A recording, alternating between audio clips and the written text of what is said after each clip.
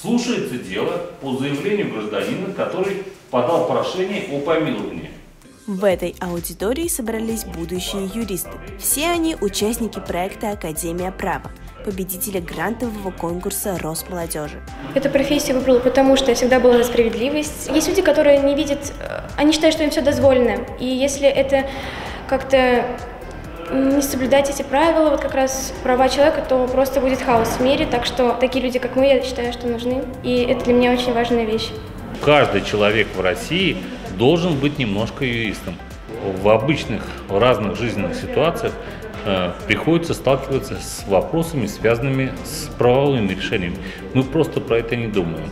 И поэтому, скажем, переходя дорогу, человек, не задумываясь, он идет только на зеленый свет, он принимает юридически значимые решения.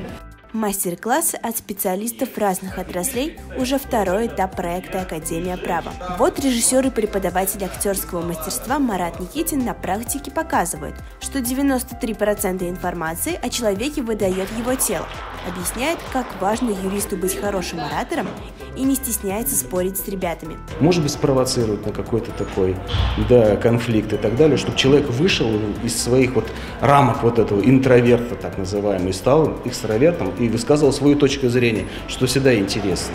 Не бояться высказывать свою точку зрения, думаю, ребятам самая важная вещь. Есть в Академии права и домашнее задание. Будущие юристы получили судебные дела и уже начали подготовку к конкурсу судебного красноречия «Право на голос».